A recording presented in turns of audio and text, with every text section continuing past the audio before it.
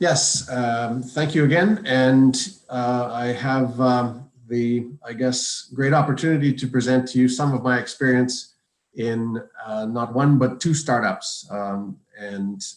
So really the overall presentation is about how to start a business, what you might need, what investors are looking for, and what has been my experience along the way. I purposely had two different title slides. The first business I started was way back in 1992 when the internet was just coming online, and there was such a thing out there called shrink wrap software. And at that point, I did start the business and raised capital with just a PowerPoint and a prototype. But this time around, some of the learning, some of the wisdom, I guess, was that I would much rather do that again if I was going to do it again with a PowerPoint, a patent, and a prototype. And that's been, I guess that was the essence of my second startup. As a kind of an overview, what might a burgeoning entrepreneur be thinking about as they consider starting a business? How do I develop my business idea? I have an idea. You become interested in that idea and you want to try to understand what's it going to take to put all that together into some form of business, and what is that going to require in terms of financing and team and everything else. So who do I need on my team? What type of investment might I need? How would I get that investment? And what are investors looking for when it's time to take my pitch, my elevator pitch, or whatever it is, out to show these investors? But let's start with a bit of, let's say, my background. So as Samantha mentioned, I graduated with a mechanical engineering degree, ended up more in computer science, but not really as a hardcore developer, because, of course, as an engineer, even in 1984, personal computers were coming online, and I started programming, as early as college and computer assignments. But then in my first job, starting to build things like basically simulation tools in Visual Basic and other tools that were around at the time. I worked, my first big job, I guess, was in operations engineering, things like quality control and process control with Algoma Steel. I then left there to work for Ontario Hydro as an energy management consultant, and calling on Algoma Steel, St. Mary's Paper, some of the businesses you may remember back in that era in the Sault Ste. Marie area. Around 1992, there was a downsizing of Ontario Hydro. There was too much energy around, so they started looking at, what should we do with these energy advisors, and they offered a voluntary severance package.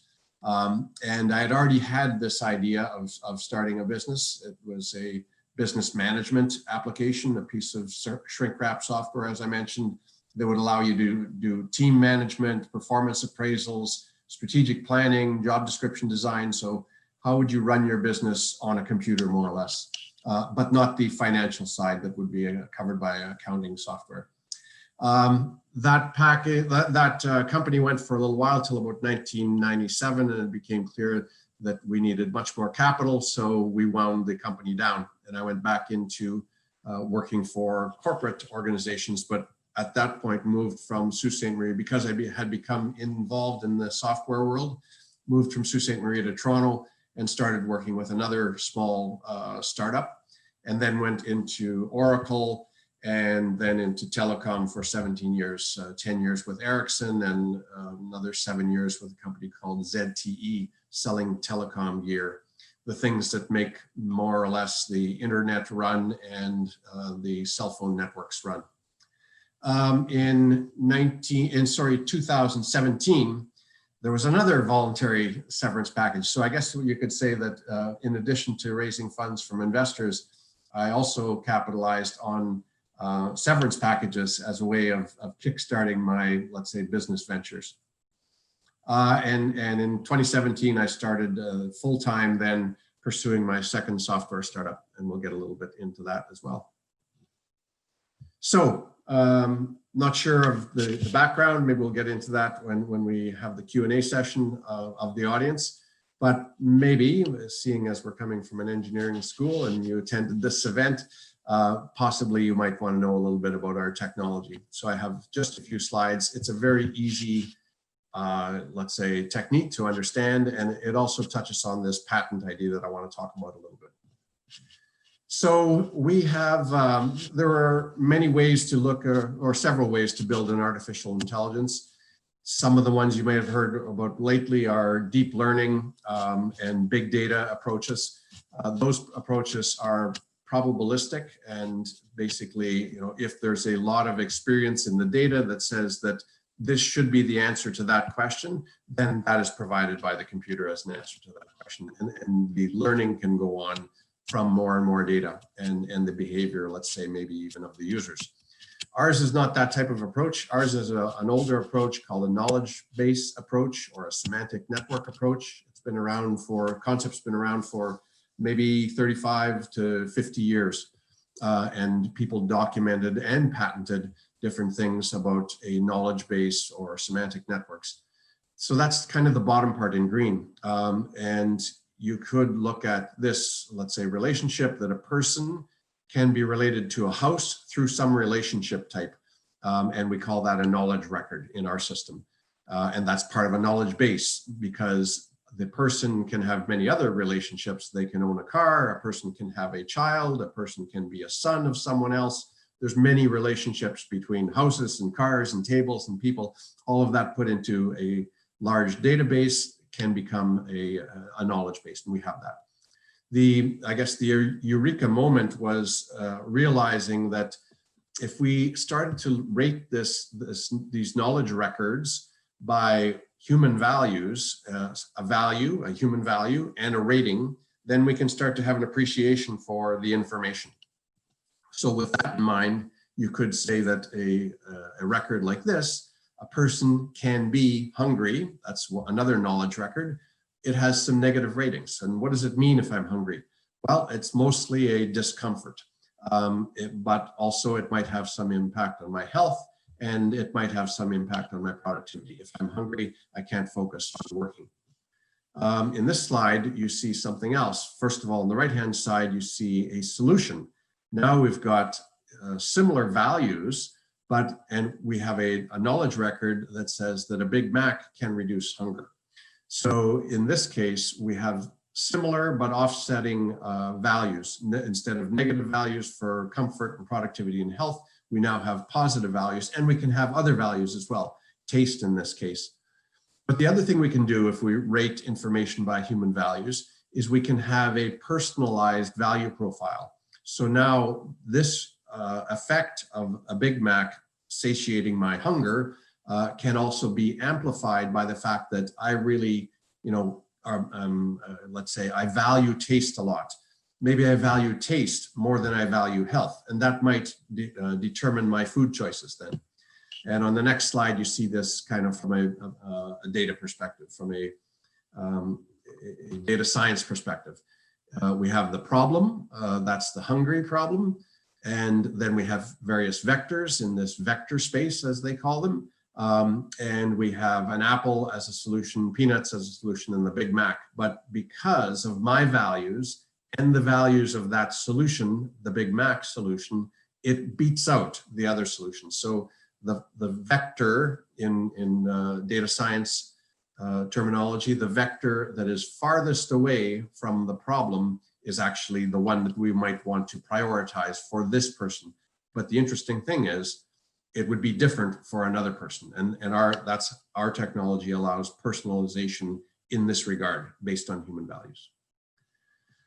So a little bit of chatting about patents. I mentioned that my experience from my first startup to my second startup is I wouldn't do this unless I had some intellectual property until I could get a patent passed.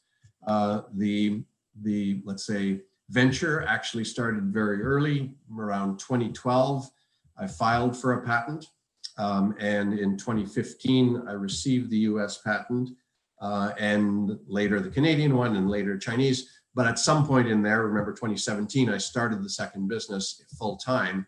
So after incorporating or filing for a patent in 2012, and then forming a company in 2014, then getting the patents awarded, I then moved those patents into the corporation, and then that became something that was more, let's say, investment worthy. And just last week, we got notification that we have our Israeli patent also has been issued as of September 1st. And we have another patent coming out that will expand our emotional intelligence capabilities. That'll be later this year. So what does it take to run a startup? Well, first of all, you need a great idea. And more importantly, you need a great idea that will sell. The more you can, let's say, identify why this idea, this product, this service will sell to customers, and the more that it meets a current customer or market need, the better chances you're going to have at convincing investors that this is a good thing to invest in. Of course, along the way, you know, entrepreneurship is a challenge. Sometimes you're struggling to get money, sometimes you're struggling to get resources, people. Sometimes you might find you have the wrong person and you have to let that person go. So there's a lot of things that can be part of the entrepreneurial challenge, let's say. So it's going to take passion. If you're not very passionate about your idea, then it's probably not a great idea to start that business. The other thing is you have to really become a visionary about why this product or service or better mousetrap, whatever it is going to be, you know, a great thing for your customers, why it's better than what's currently out there. You're also going to need a multidisciplined team. This is if you're kind of coming at, you know, starting a business from right out of school, and many businesses have been started right out of school. Many very successful businesses have been started right out of school, right out of dorm rooms, as we know. You may need, you know, a couple of team members, and there's some very famous team members, very famous teams, Steve Wozniak and Steve Jobs. So, I mean, you know, sometimes a marketing person put together with a technology person is a great formula. In my case, not to say that I'm arrogant or need to work alone, it seemed to always be that I was the one who was going to lead the venture. I had some other partners maybe that were more silent and were willing to put up some money, but I ended up being the multidisciplined person, and then eventually hired a team of people that would do, let's say, programming or whatever it is. It's nice to have, as I mentioned, you know, technology sometimes combined with business. In my case, I had my mechanical engineering degree, but I also did an MBA while I was working at Algoma Steel, and I gained a lot of experience doing many different types of jobs, and that's how I became this, let's say, multidisciplined person. Able to, you know, also, you know, consider the engineering issues, but also the market issues and business issues through my MBA degree. Of course, what you also need is capital. And one of the other key learnings from my first venture to my second venture, in my first venture, we raised $1 million, and we had a business plan that showed that $1 million would take us from nowhere, meaning no product, just the PowerPoint and a prototype, to profitability. With that $1 million, we would invest it, we would hire people, we would build the product, we would actually get through the sales, and that those sales would actually, through our advertising and our marketing program that we had identified, would get us actually into operating in the black. What I learned after going back into industry with Oracle and Ericsson and ZTE, I saw many startups come along, and of course I studied many startups as I saw them appear in the marketplace, companies like Netflix or whatever that appeared. Businesses don't start with one round of financing and become successful. There's a seed A round, and maybe a seed B round, and a seed C round, and then there's a series A round and a series B round, and it's quite common to see a company getting a series C round of financing for $120 million, which means they've gone through all these stages, grew their company, grew their valuation, and continue to take on bigger and bigger investments before they ever become profitable, possibly. So that's why it says capital, capital, and more capital. So what would it take me to even start this business? What do you need? And my first point is that you don't have to go looking for your business, because if you're going to be an entrepreneur, if you're going to be one that even has the energy to take that first chance, your business will become very clear to you, because there will be something that occurs to you, whether it's going through some process, going through some experience, and you'll say, we really could use something like this. Or you've got maybe some problems in your current business that you're working at or whatever, and you realize there's a missing piece in the market here. There should be a product like this, or a service provider like that, or a website like this that offers these services. And then you will become very passionate about that. You'll start to think about it, while you're sleeping. You'll dream about it. You'll wake up in the morning with better ideas of how you can improve it. And that's kind of the indication of, then it's time to start thinking about building a business plan, because you are now have this idea and you are becoming very passionate about it. It won't go away. So my advice would be, some people think, don't talk to people. Someone's going to take this business idea and run with it, and now I will have lost the opportunity. My experience has been, nobody is going to work hard at getting your idea off the ground other than you. And there are so many ways to do something. If it is truly a good idea, then probably, unless you are thinking of patenting something, but still, the business idea is one thing. The actual patent about how you do something for that business opportunity is something quite detailed, and you can leave that detail out of your conversation, and you can just talk to people about, would it be interesting? Wouldn't it be interesting if this service, this product existed in the marketplace? Do you think that's valuable? Do you think that would sell in the marketplace? How much do you think it would sell for? So it is, in my experience, you won't lose an opportunity by talking to people, but you may gain some insight to, let's say, take their objections and improve your business idea.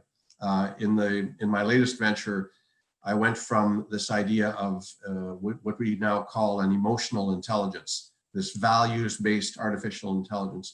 We went from using it as a tool or an enabler in a platform to represent various people, because we thought that might be quite interesting. You could, for example, what would it be like if you wanted to go and talk to Taylor Swift, but not the real Taylor Swift, talk to a avatar of Taylor Swift who has the same values as Taylor Swift, and therefore the conversation is affected by those values, and it's like you're talking to the real Taylor Swift. So that was one of our concepts. When we started thinking about that and talking to some investors, they said, that's interesting, but how big is that market? What else could you do with this technology? And then we decided, with a values-based technology, you could probably do a good job of marketing an enterprise's products and services to its customers, knowing their values. Consider that you walk into an auto dealership. A good auto salesperson doesn't say, oh, would you like to buy this car? They say, what do you like to do in the weekends? Do you like to spend a lot of time in the outback? Do you like to go hiking? Do you like driving on country roads, or let's say, would the Autobahn be a better place for you to be driving? So they might ask a few questions which get them an appreciation for your values.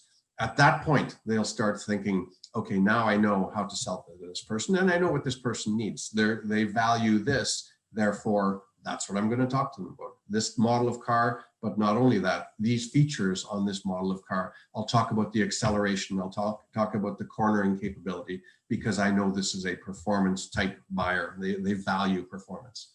So we ended up pivoting our whole idea, but it's the same technology. The same values-based artificial intelligence allows you to do either of these applications, but the one that is most valuable to the enterprise, most valuable in the marketplace, was the one where we were able to sell an enterprise's products and services to its customers based on their values. The next thing is there something in there that you can patent? Because my experience at least is it's easier to raise money and easier to protect your market opportunity. Of course, that's what patents are for, if you have some intellectual property. In our case, a patent on the process of what we now call emotional intelligence.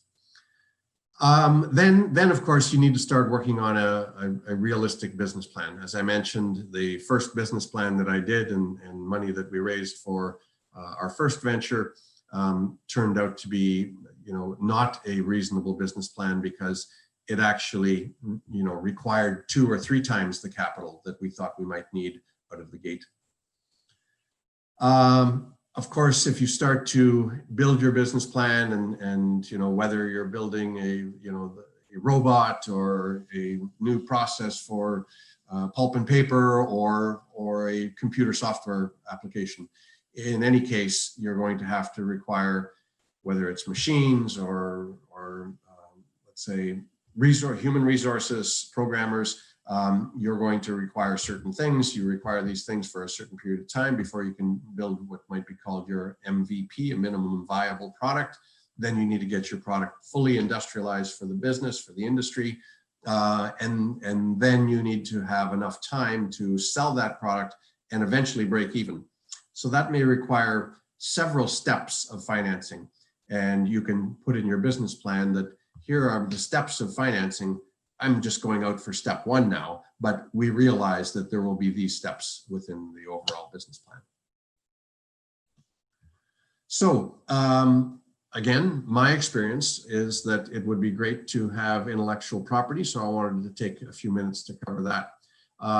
We decided, when I say we, I mentioned sometimes we have silent partners. It was myself and my brother who were the, let's say, inventors of our first product way back in 1992. And my brother also came up with the concept of the knowledge base that or at least an implementation of that idea. And therefore he was part of the we. We looked at, should we, look at adding this value stack on top of that to create this emotional intelligence, and could we get a patent? So we started looking around and what would that cost? And you could probably, I think at that time, we got the original patent written and filed for around $10,000. But of course, costs have gone up. That was back in 2012 when we launched that patent.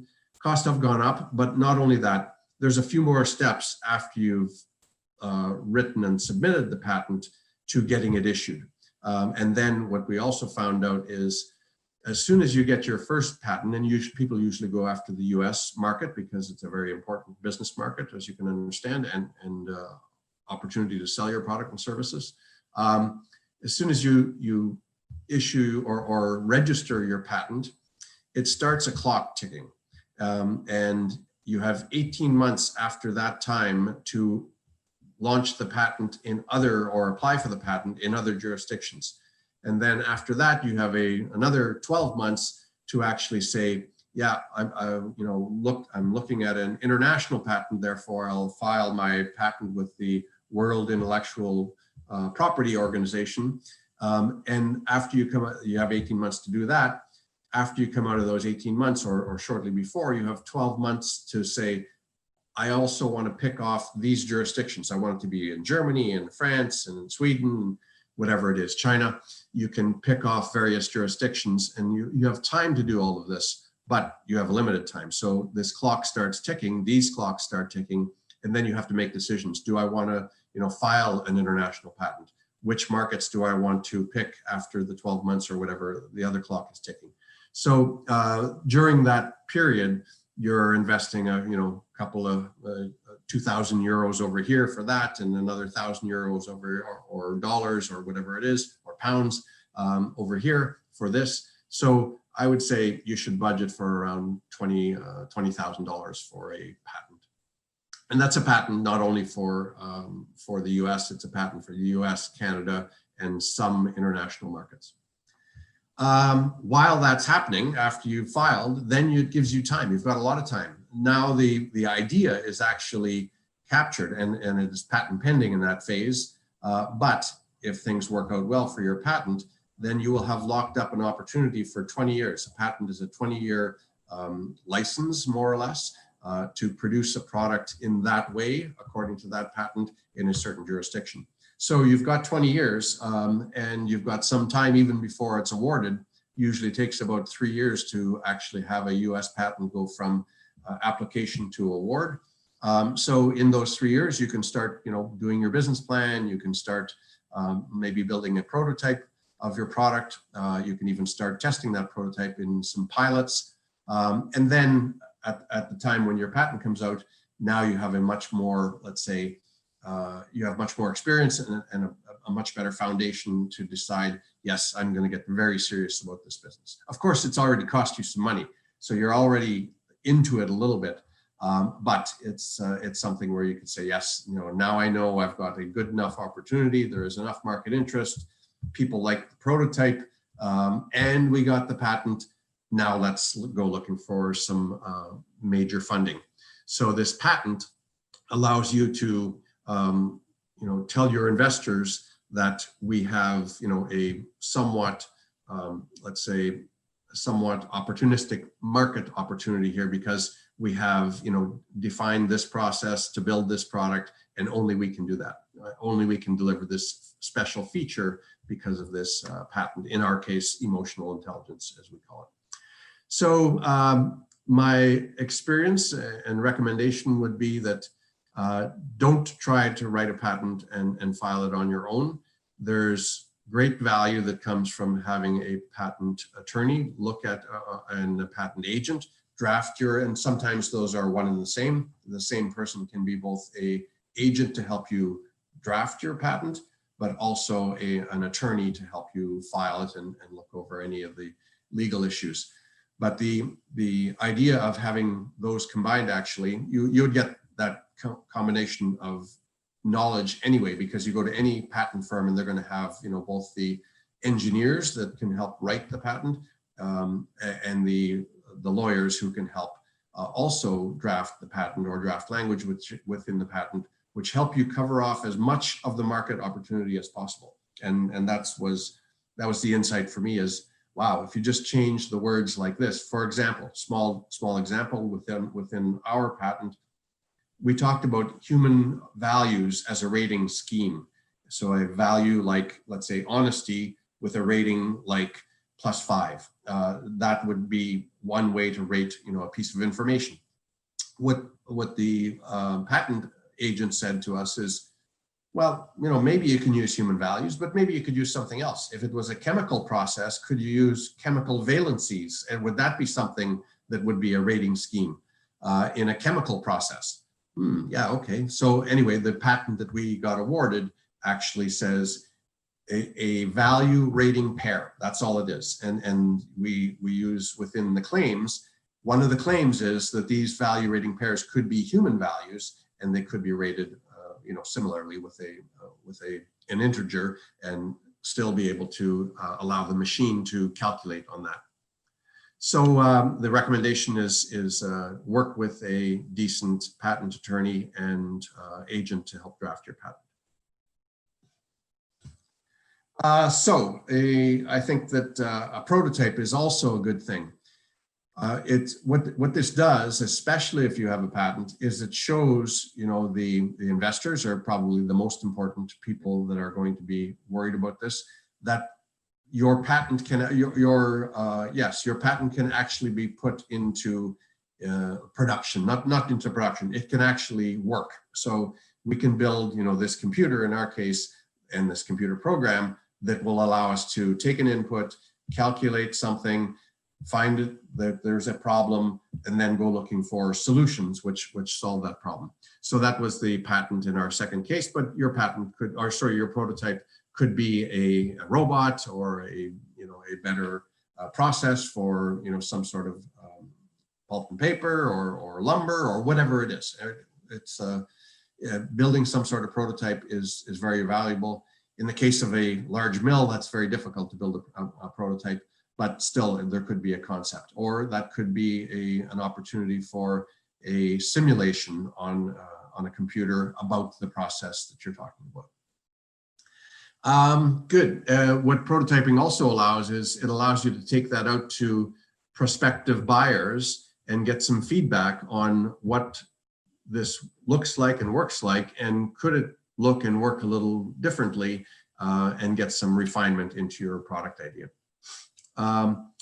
Possibly, if your prototype goes well, you get some refinement, you can actually start building some initial products. And we see this on things like Shark Tank.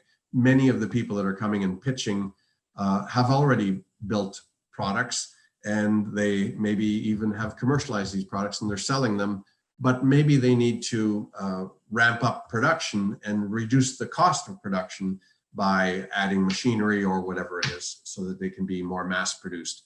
So it doesn't matter whether your prototype is for early market testing, or whether it's an advanced prototype and even into a commercial product. Having that is much better than not having that and trying to raise money just for an idea or just the PowerPoint, let's say. Good. The last point here is if you're considering, both patenting and building a prototype, I've now started to hear, and I don't have the name right now, but I've started to hear, at least in the Toronto market, there's advertising of a company that takes you right through an innovation idea into a patent, into building a prototype for that patent. So this could be useful. I haven't used that type of firm. I've always looked at building our own prototype, but this is something that, especially if your prototype is hardware, it may be quite difficult for you to build hardware, but if someone's got 3D printing capabilities, or prototyping, or a machine shop, or whatever it is, or plastics, injection molding machines, these things can be effectively scaled down to build 1 or 2 or 3 or 10 or 20 products for your prototype. Then this can be a very valuable option as well for your business. Good. What about other resources? So one of the things that I've found a lot of value in is the incubator model. In this case, they're usually attached to a university, and these incubators allow you to have access to people that you can talk to about marketing, you can talk to about funding, and they often have workshops that you can attend, and there may be a workshop on marketing. But what I've found is just going to the workshop and talking to the people in the audience at break time, they usually allow some socialization time, networking time after. I found that to be as motivating as the workshop. The workshop had some good ideas, but talking to people and allowing them to pitch to you and you to pitch to them refines your idea, and in fact gets you more excited about your own idea. And just being there, realizing that people are doing this, there's many people that are, and these guys might be a little further ahead of you, or you're further ahead of these other people. These, in my experience, this has been a motivating factor for me. Of course, the support that's offered there, maybe they have office hours for the marketing person, office hours for the finance person. Let's look at your business plan. Do you have enough numbers in here? Do you have enough? Are they, let's say, modeled well enough? Is 2 years good enough for your business plan, or do you need a 5-year business plan? So kind of a financial review of your business plan. And the other one is, of course, funding. How do you get that first round of funding that's going to allow you to get to, from stage 0 to stage 1 or 2 or 3. So that is I found that to be quite valuable. I understand, I haven't worked with Ingenuity, the incubator from Lakehead, but I understand that is a new initiative there, a relatively new initiative. And I do have experience with other incubators in the Greater Toronto area. So I would highly recommend that that's a good place to start.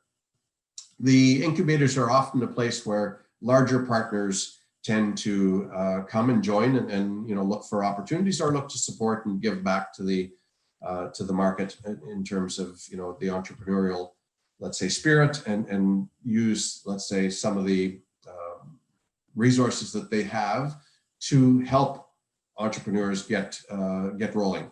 And for example, companies like IBM, Microsoft, AWS, all of these companies are, trying to participate, doing very well at participating in cloud services, in cloud-based computing, cloud-based storage, whatever it is. They all want if you're going to have a successful startup in the IT world, they want you to be on their platform using their services and servers. So they offer incentives. They offer, free credits for, 2 servers or whatever it is, or computing time. So I find that they tend to congregate around inside these incubators, and they can be very helpful. There are things out there called founders clubs. There are also angel investors. I've dealt with these guys a little bit. My experience is you have to be fairly mature as a company, not just a very early startup phase before they're willing to consider you. I have a kind of a horror story on an angel group, and they invited me in. I was actually screened to go and present, but the first part of presenting was presenting to a small core of 6 of these angels. And I was unpacking my computer. I had gone through the whole thing with the screening person saying, we're not at revenue yet. We have a patent. It's been awarded in Canada and the US. This is where we are. This is what it is. Is this worthy of coming in and doing the pitch? And they said, yeah, that sounds good. I'm sure that the first group will tell you more. So anyway, I got there, I was unpacking my computer, and they said, how much revenue do you have? I said, well, I explained that we have a couple of patents and we have a working prototype and we're building our product, but we don't have a patent yet. They said, don't even open up your laptop. Thank you very much. Come back when you do. So I would say that, if your thoughts are you're going to go to an angel group and because they are angels, my experience is they are looking for definitely, confirmed revenue and not an insignificant amount before they put their money in. So kind of tie into the next slide, raising capital. Not all angels are angels. So remember that, that's probably not the best place to start. In fact, their contributions tend to be a little lower, but their expectations are quite high. And you know what, if you have money and if you can get a great deal with a company that's already got revenue that needs your money or wants your money, then all the power to them. So it's not the wrong idea for them. It's just not right if you're just starting up. Venture capitalists. So this is an interesting area. These guys are, when you hear the term VC, what that really means is venture capital, and venture capital is really growth capital. You should be at $100,000 a year in sales before you even start talking to a venture capitalist. Maybe between $100,000 and $1 million in sales annually before you start talking to a venture capitalist. But there are seed investors out there, and there are the angel networks, as I mentioned, but there are seed funds, which are different than venture capital funds. A seed fund will invest in an earlier stage. They probably still want to see revenue, but it doesn't have to be hundreds of thousands of dollars. It could be more like a few $1,000s in a month, but you're starting to grow your service. The revenue point is that people see and have heard your pitch, and they're willing to write you a check. Your customers are willing to write you checks for your product or service. That's what's extremely important. And so what I kind of saw in both my ventures is that you need a little bit of money to get going. Maybe you need a prototype. Even in the first case, we didn't have a patent, but we did hire a person to build a prototype so we could raise more money. And I would say that you should look at maybe some way of finding around $40,000, maybe $20,000 for your patent application, another $20,000 to hire someone possibly to work on this prototype with you. Now, if you're coming out of school and you're willing to put in all the sweat equity, and you've got, you're the engineer and there's an MBA person beside you who's going to understand the business aspects, and you're both willing to put in sweat equity, and you're both willing to work on a prototype, whatever it is, and build that prototype on your own more or less, then that number can go down, of course. Then what I've found is that both of the ways that I've raised money, it was $1 million in the first case, and now it's about $1.3 million in the current case, have been what we call friends and family. That's a private offering that you take out to a group of people, and it's more than family. I mean, it's associates. Maybe there's 1 or 2 family members in there, but they're usually business associates. Maybe you've met them because you worked at those companies. Maybe you met them because you actually worked and sold into those companies. So my network and where I got my friends and family money is really a combination of people I work with and people who are my customers when I was working. Now, these things have a limitation. You can raise money from, in my first case, it was only 25. That number was 25 investors. That has been raised to 50 investors. But that's kind of a lifetime cap, meaning if I need to go out with 3 or 4 rounds of financing, and I'm going to continue to use this private offering method, which is sanctioned by the securities, let's say, regulators of the provinces. Those are provincial. So the Ontario securities regulations allow you to get these 50 investors, and that's the same across the country, but it is regulated by the province. But if I need, the next round and I'm bringing in some more, and then I go out and take it to a seed round, and then I go out and take it to a venture round, and more money each time, of course, each of those investors is, another tick on the box, another investor in that, let's say, private offering, and it has to cap out at 50. So be careful that you don't take, 40 investors at $10,000 to get $400,000, because you can only take 10 more. Other things, there is going to be some paperwork. You will need a shareholders agreement, because people coming in want to know what's going to happen if someone tries to buy your company. The most important thing there is something called a drag-along clause. And that means that if I'm going to sell my shares and I still, let's say, own 50% of the company or whatever, and someone makes me an offer, yeah, we don't need all of your company, we'll just take the 50%. I can't do that. I have to drag all of my investors along with me so that we all capitalize, capitalize on the opportunity, capitalize on the return on investment in the same way. So that's the most, let's say, most beneficial part of the shareholders agreement for the shareholders. There are other parts that may be beneficial to the entrepreneur, but it shouldn't be heavily loaded towards the entrepreneur. It's about protecting your shareholders. And I guess I would say that, in terms of your friends and family round, if you decide to go that far, I don't think you need a lawyer to take in some family money to get your first 40K for that patent and prototyping funding.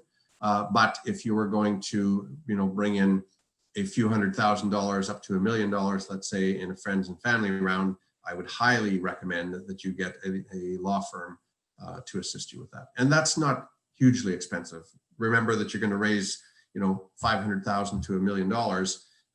That might be $15,000 or something like that of overhead you would have to pay to help get your lawyers to help you with that. So that's the end of my presentation. But you might ask, wow, that sounds like a lot of work. That sounds like a lot of risk. And is that something I really want to do?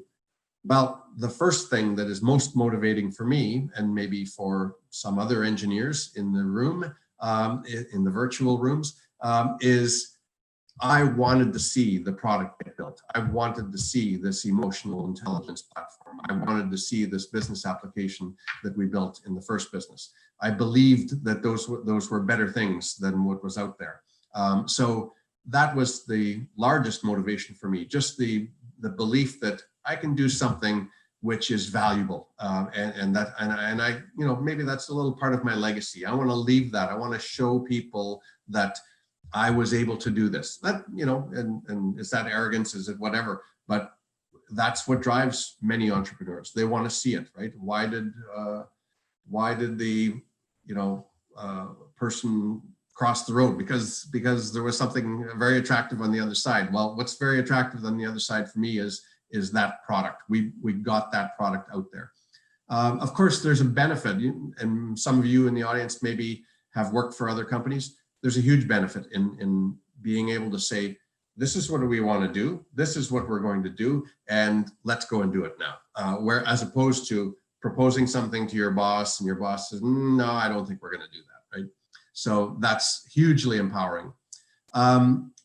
And you do this not because you want to get a paycheck, or not because, even in the last line here, that there's a big financial gain.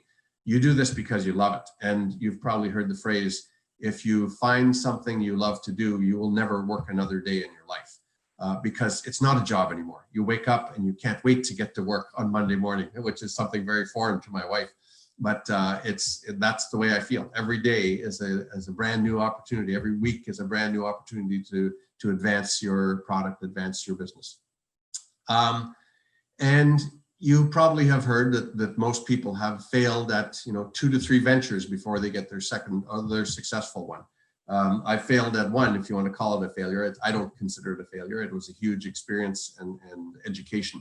But that's a likelihood, but it doesn't mean that you're going to be unsuccessful. It means that that's just a step in the road towards your journey.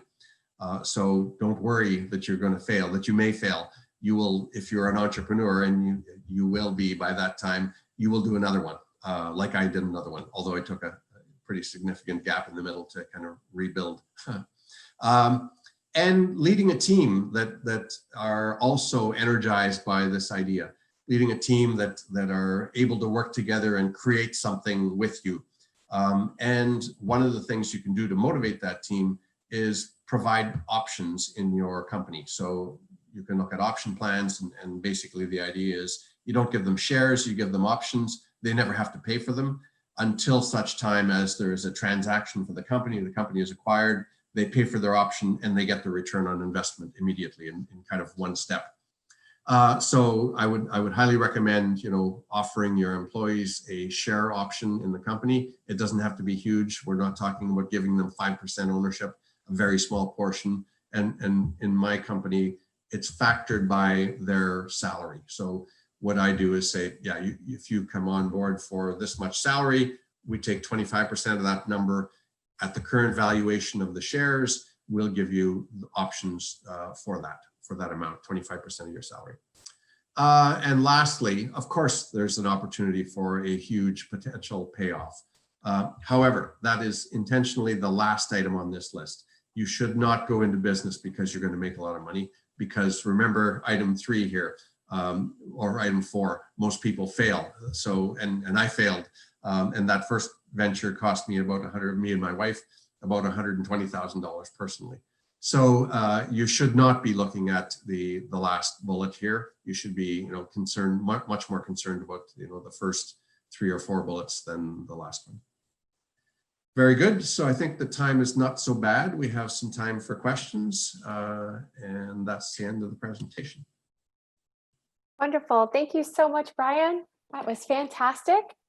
So we do have some questions from the chat, and so I'll just feed them to you. So one of the questions is, living and working in this current global situation as an industry professional, what would you tell recent grads to focus on as they try to enter into the field of entrepreneurship? Yes, very good question. So, who knows we're living in the new normal, and the new normal is continuing to change and maybe start to go back to the old normal. But I was with an investor last night for dinner, and he was saying, we're never going back. We're, the plexiglass that you see at the service counters now, those plexiglasses aren't coming down anytime soon. The masks we're wearing, and even Theresa May, I think is her name, whoever is the health person for Canada, she's saying, get used to wearing masks for 1 to 2 years. So I think that it's a very interesting environment. I think that, maybe you've seen history, that recessions are actually a time of great business startup, great opportunity, because you can't find work. So why don't you start a job, start a business and create your own work? So I think that, combine those two thoughts, where we've got this new normal. We're now becoming unfortunately, a less touchy society. so we don't touch people as much. That's unfortunate from an emotional standpoint. Some people, that's causing some people anxiety, but there are opportunities here. Of course, Zoom, this platform that we're meeting on today. Look at the stock price of Zoom because of COVID-19. Look at Peloton. They happen to be in the right place with their exercise bike and live classes. These things have taken off hugely. They weren't invented for the pandemic, but they have taken off hugely because of the pandemic. So sometimes that's right place, right time. And that was the case of those two examples. But sometimes it's visioning the future. I mentioned Netflix earlier, I think I did. And Netflix, I remember when Netflix was a DVD trading scheme. You send your money like the old Columbia House Records, if you're as old to remember that. You send some money, you get 3 DVDs, you keep those DVDs for a while, you send them back, and you get some more DVDs. That's how Netflix started off. But Netflix knew right from that time that the internet is coming, the bandwidth will increase, and it will be a digital platform eventually. So, foresight is everything in trying to predict. As we remember Wayne Gretzky, his best skill was knowing not going to where the puck is, going to where the puck is going to be, right? So that's what entrepreneurship is about. And you have to look at this environment that we're in. Where is the market opportunity now, or where is the market opportunity in 3 years when I will have my product ready? Wonderful. Our next question is, what advice do you have to share for those who have failed and become fearful to pull the entrepreneurship trigger once again? Good question, because I've been there, of course. Not only have I been there, my wife has been there with me. So imagine, losing $120,000 and rebuilding for whatever that was, 20 years, I guess, and saying that I want to do it again. I want to take another roll of the dice, right? But it was a gradual thing. So I would recommend this gradual thing. Go back to the early slides where it says, the opportunity will present itself. If you're an entrepreneur and you're a visionary, and you probably have heard things about best practices, if you envision something and envision it long enough, it will change your life and it will keep you moving in the right direction towards your goal. That's why visioning is such a powerful thing in let's say, looking at self-improvement or whatever it is. So I would say, look for that opportunity to present itself, but then take these wise steps. In my case, it was the step of saying, we're not going to do it again unless we get intellectual property. And I remember a drive from Northern Ontario, where my community is, to Toronto. My wife doesn't even remember it anymore. But I said, you know what? I want to take $10,000 and invest in the patent. She was like, why would you want to do that? We're not going back into business again. And I'm like, yeah, I know. But if you get the patent, you could even just sell the patent. And you can. But that was my story at the time. Of course, I wanted to take it to the next step. So it was a long and gradual process. And then eventually something else happened. I told you that there was I've been through, I think, 3 layoff situations. And 2 of them I started a business on, one I didn't. But the layoff situation presented me with, 9 months of severance pay or whatever it was. And that happened because that happened while I was in the middle of these small steps. Get the patent, build a prototype. So I invested a little bit more money to start building the prototype so we can show that this emotional intelligence could work on a computer. And by the time that I was going to be offered in another severance, I already had a business plan, a prototype, and a patent in 2 countries.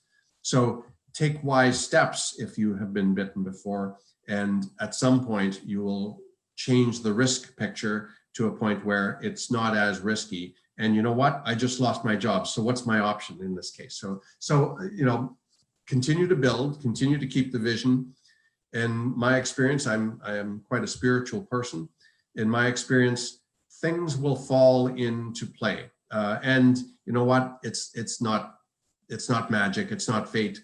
It's because you have driven yourself in this particular direction, and because you put enough irons in the fire that it's going to work, because you've made 5 paths to success, and one of these paths is something's going to happen on one of them that will trigger you to have enough confidence to start again. Great advice. Another question is, how has networking helped you, and how much time do you dedicate to using it, like doing it? That is, you know what, I did not put that in the slide. So thank you very much for that question. It's a great question. When I was with Ericsson, one of the telecom groups, and we used to bring on co-op students from Waterloo, and these co-op students, you know, would be taking their co-op term. They'd be somewhere between, let's say, year 2 or 3 and their final year. And I would always tell these co-op students, invest in your network. The people that you meet on your co-op terms, make sure you call them up, send them an email, go have a coffee with them. Don't necessarily ask for things each time. Offer things, maybe, is there anything I can do to help you? Whatever it is, but keep that network alive.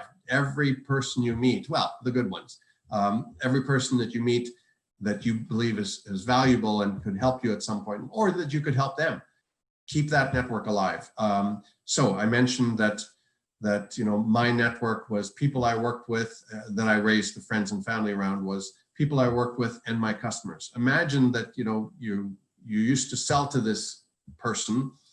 They're at, you know, in my case, Telecom, Bell, Telus, or Rogers, and now you got laid off, and you go back to them, and, you know, they actually invested in you. So, I mean, that's how good, I'm not priding myself, but that's how good my network was. I could go back to these people, have a coffee with them, pitch them something, and they write a $25,000 check. So in my mind, if you're considering being an entrepreneur, it is extremely important to have a strong network, and make sure that that network is a reciprocal, that relationship is a reciprocal one, that you offer something and later you can ask for something. The best way to be able to get something in return later is to plant the seeds early, right? You reap what you sow. Very nice. And our last question is, how did Lakehead prepare you for post-university life? Very good question. I think that, so it's, you know, not so much of a Lakehead answer. Of course, Lakehead was a great university, and I loved my time there. I had a very good, so I found it to be a nice size university.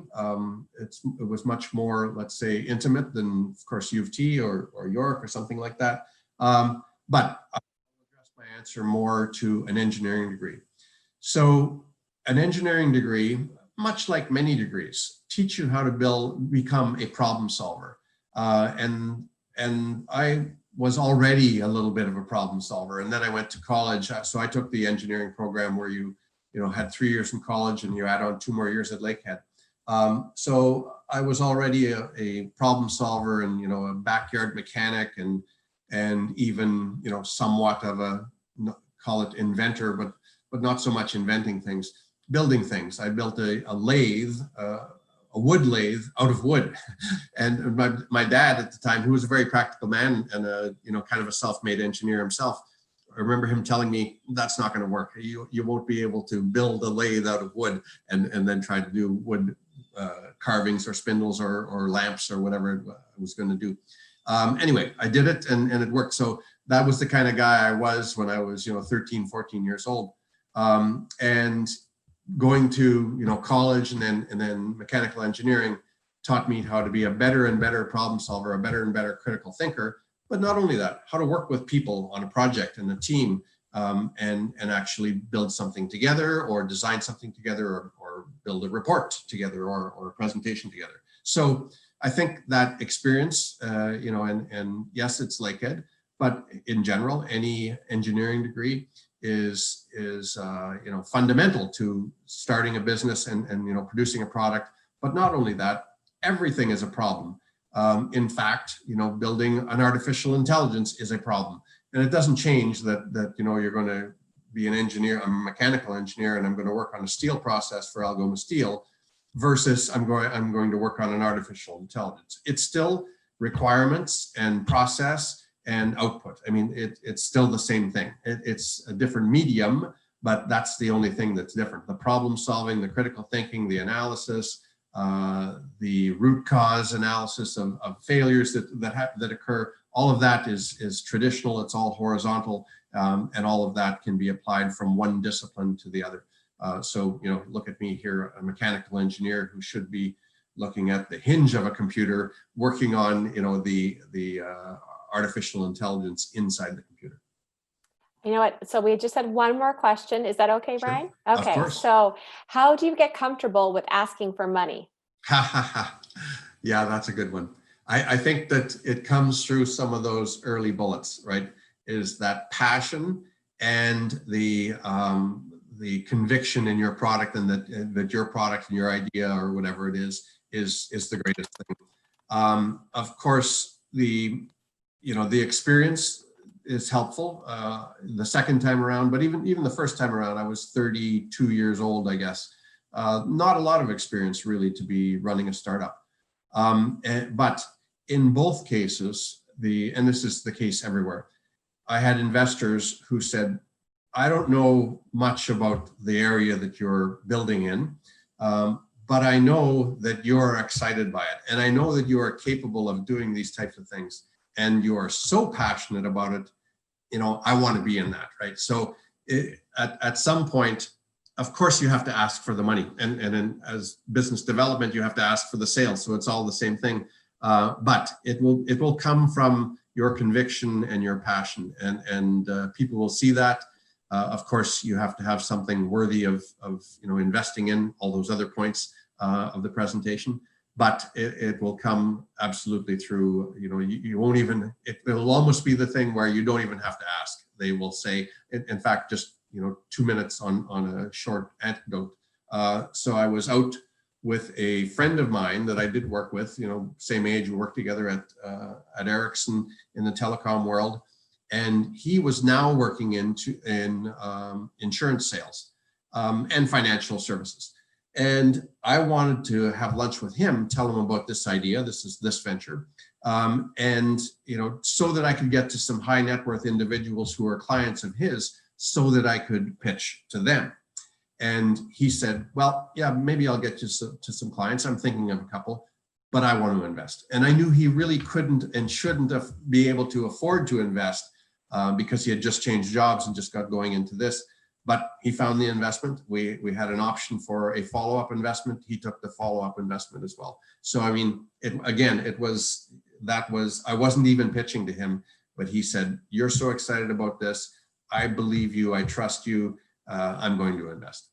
There's a lot of responsibility on that though, right? It's if someone takes your money that blindly, if you want to call it.